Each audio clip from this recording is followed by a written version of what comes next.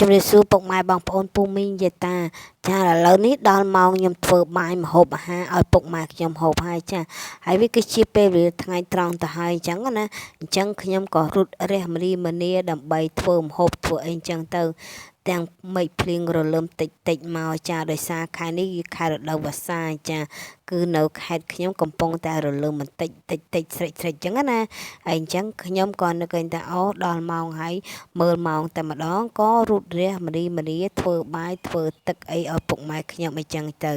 ហើយបងប្អូនដែលកំពុងទស្សនានេះឃើញនេះចាគឺខ្ញុំកំពុងតែឆាម្ហូបចាឆាម្ហូបជាមួយនឹង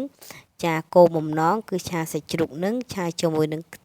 ម្ទេសហាវ៉ៃទៀតហើយបងប្អូនចាដោយសារខ្ញុំចូលចិត្តម្ទេសហាវ៉ៃឆាជាមួយនឹងសាច់ជ្រូកណាហើយជាពិសេសឆាជាមួយនឹងសាច់គោអូនិយាយពីថាជាតិយុទ្ធមានទៀនហ្មងណាចាហើយអញ្ចឹងអ្វីដែលបងប្អូនបានឃើញគឺខ្ញុំកំពុងតែ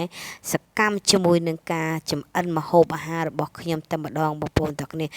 ឡូវបងប្អូនឃើញខ្ញុំរៀងកាល់បន្តិចហ្នឹងគឺដើម្បីខ្ញុំទៅយកបន្លែដែលខ្ញុំបានចិតរួចរាល់អស់ហើយអញ្ចឹងណាចាអញ្ចឹងក៏នឹកឃើញថាអូសាច់ចាគឺឆ្អិនហើយល្មមយើងដាក់បន្លែហើយអញ្ចឹងបន្លែរបស់យើងគឺប្រទេសហាវ៉ៃនឹងឯងចាអញ្ចឹងក៏ខ្ញុំចាប់ដើមដាក់គ្រឿងក្រូវរួចរាល់អីអញ្ចឹងទៅច្បុកច្បល់គ្នាដើម្បីឲ្យវាចូលជាតិសពជាមួយនឹងប្រទេសហាវ៉ៃរបស់យើងតែម្ដងចាដោយសារមួយរយៈនេះគឺការហូបនោះរៀងដូចជាញឹកញាប់បន្តិចហើយដោយសារវាជំនួយសុខភាពផងដែរតើតើទៅនឹងបន្លែពណ៌បៃតងអីចឹងទៅណាចាហើយឥឡូវនេះឃើញថារៀងដូចរៀងកោកបន្តិចចាខ្ញុំក៏ដាក់ទឹកដើម្បីឲ្យវាឆាប់សពប់ជាមួយនឹងបន្លែរបស់យើងចាដោយសារភាគច្រើនបងប្អូនការឆារបស់បងប្អូនគឺផ្សេងពីគ្នាអញ្ចឹងទៅការធ្វើការដាក់អីហ្នឹងក៏ខុសគ្នាទាំងអស់អញ្ចឹងណាហើយសម្រាប់ខ្ញុំចាគឺខ្ញុំ